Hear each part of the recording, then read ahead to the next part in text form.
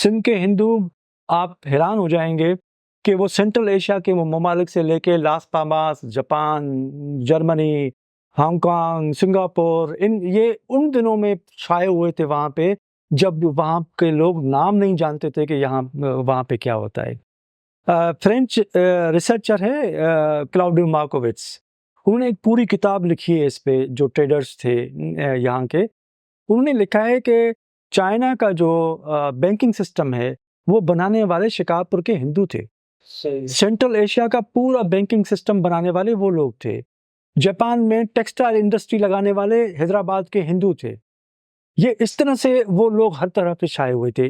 इन जो रिपोर्ट्स में जैसे आपने सवाल किया है, उसमें जब वर्ल्ड वार 2 लगी है तो मुख्तलिफ ममालिक में, ज़ाहिर है जापान है, हांगकांग है, हर बहुत सी पूरी दुनिया आपस में लड़ रही थी।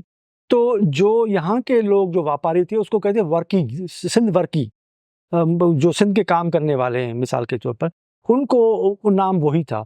तो उनके बारे में रिपोर्ट्स भेज रहे थे कि जापान में जो यहाँ के सिंध के ताजिर हैं वे बड़ा परेशान हैं, ख़ासतौर पर अपनी इन्वेस्टमेंट के बारे में, और वहाँ पर जो उनका बिजनेस है वो कैसे यहाँ वापस लाएं या उनको कैसे वापस लिया जाए। इसी तरह हांगकांग में उनके साथ मसाइल हैं, वो कैसे लाया जाए।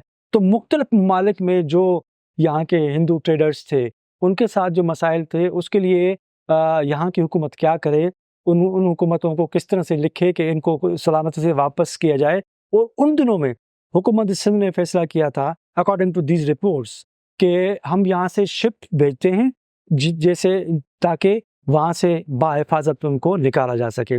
तो इतना बड़ा स्कोप था हिंदुओं के बारे में। जो शिकारपुर देखें, हैदराबाद देखें, कराची देखें, कराची पूरा बनाया हुआ उनका हिंदुओं का, पारसियों का, इनका था। यहाँ पे जो भी इदारे बने हुए हैं वो तकरीबन क़याम पाकिस्तान से कबल के हैं। सही। जिस भी इदारे पे आप हाथ रखेंगे वो इस 47 के बाद के आपको चंद मिलेंगे, बाकी सारे के सारे उससे पहले हैं। भले कराची यूनिवर्सिटी हो, एनआईटी यूनिवर्सिटी हो, दाऊद कॉलेज हो, दाऊ मेडिकल कॉलेज हो, जिसका भी आप नाम, डीजे सिंध साइंस कॉलेज हो, सिंध मुस्लिम कॉलेज, लॉ कॉलेज हो, जो भी कराची में आपके इदारे बने हुए हैं वो सारे के सारे उस वक्त के पहले के बने हुए हैं। तो ये लोग थे जो ज़्यादातर चैरिटी भी करते थे, इदारे खुद भी बनाते थे। हिंदू सिंध में अक्सरियत में नहीं थे। सिंध जो है मुस्लिम अक्सरियती सूबा था, और उसमें एक बहुत बड़ी तादाद है हिंदुओं की और दीगर मज़ाहिब की, जिसमें क्रिश्चियन भी थे, यहूदी भी थे, और हिंदू भी थे, पारसी भी थे। तो वो यहाँ पे रहती थी, और ट्रेड से उनका ताल्लुक ज़्यादातर मुसलमानों का नहीं था। मुसलमानों का ताल्लुक ज़्यादातर एग्रीकल्चर के साथ था। उन्होंने इंडस्ट्री की तरफ आने का बहुत कम सोचा। तालीम के हवाले से भी बहुत देर से आए।